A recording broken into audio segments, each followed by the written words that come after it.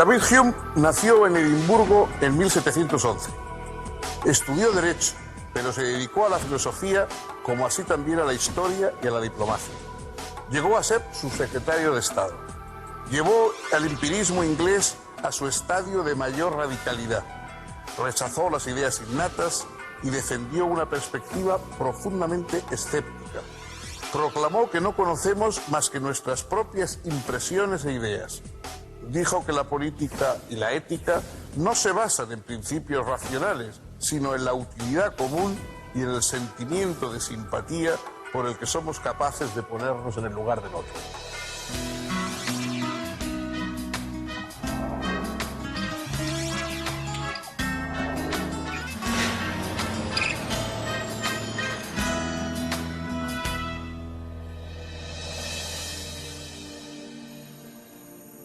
¿Cómo les va, amigos? Bienvenidos.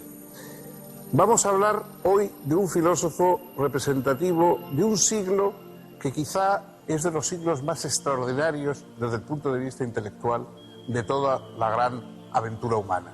El siglo XVIII, el siglo de la Ilustración, el llamado siglo de las luces. Normalmente, cuando hablamos de este siglo, lo centramos en Francia. Las grandes figuras de la enciclopedia, Voltaire, Rousseau, etc. Pero en realidad quizá la figura más individual, más notable, más destacada de este siglo tan extraordinario no era un francés, sino que fue un filósofo escocés. En Escocia, que en Edimburgo, en una localidad mucho más pequeña y políticamente menos importante que París, ahí en Edimburgo hubo un grupo también de pensadores de extraordinaria importancia en el XVIII.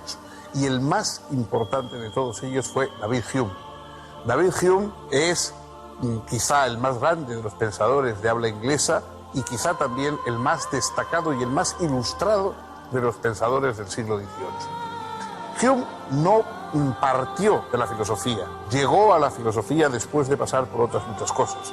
Fue un abogado, fue político y llegó a ocupar puestos políticos de importancia, fue un historiador, tiene una extraordinaria historia de Inglaterra y finalmente también fue un gran filósofo. Un filósofo que establece y prolonga las más características del pensamiento anglosajón.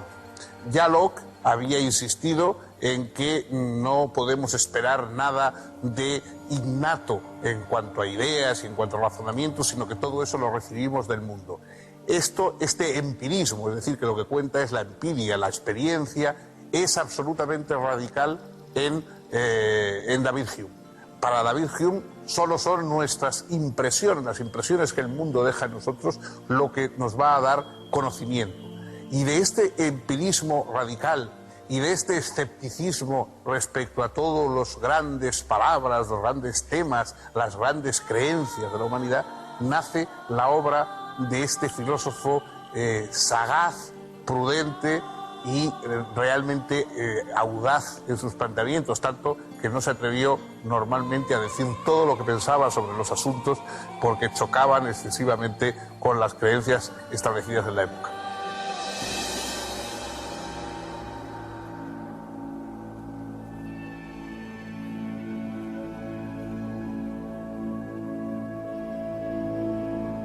David Hume nació en Escocia, en el seno de una familia no muy rica, pero perteneciente a la nobleza.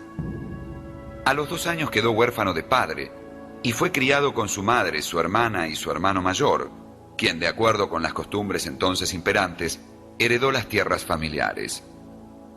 El joven David fue destinado a la carrera de las leyes, a pesar de que sus verdaderos intereses fueran más bien literarios.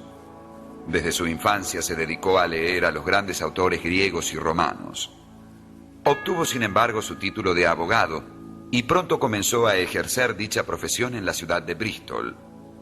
Pero unos meses después, decidió vivir de su pluma y, abandonando su bufete, marchó a Francia, donde vivió a partir de 1732.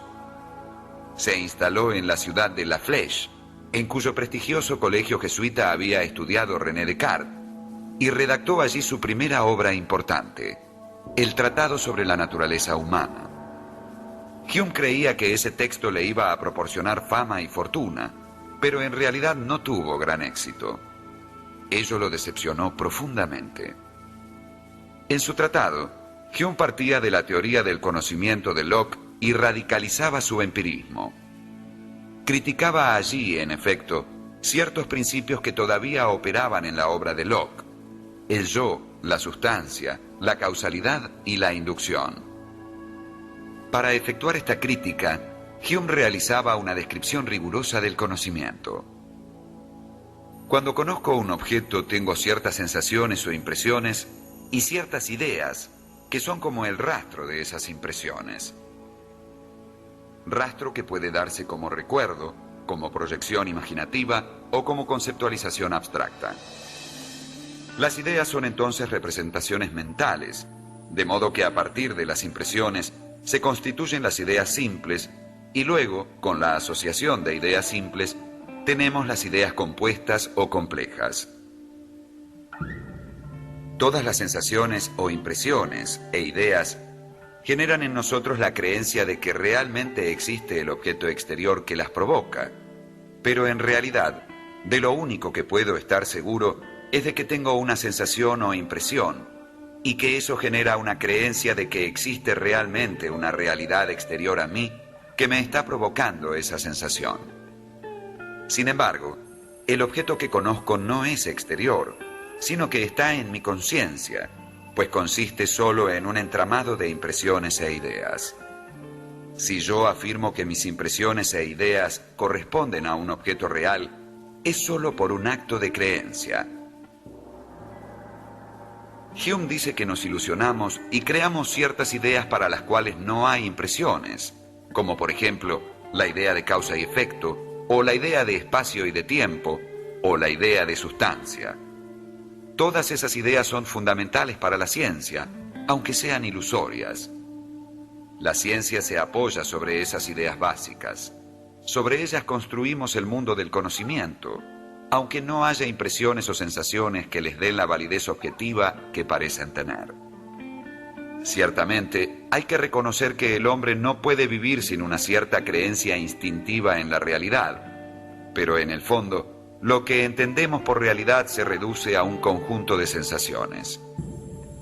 El problema que obviamente se plantea es cómo distinguir la ficción de la realidad. Hume dice que la única forma de distinguir la realidad de la ficción es por la fuerza y vivacidad de los estados del alma. Un paisaje real, presente ante nosotros, se manifiesta con mayor fuerza y vivacidad que el mismo paisaje recordado o imaginado.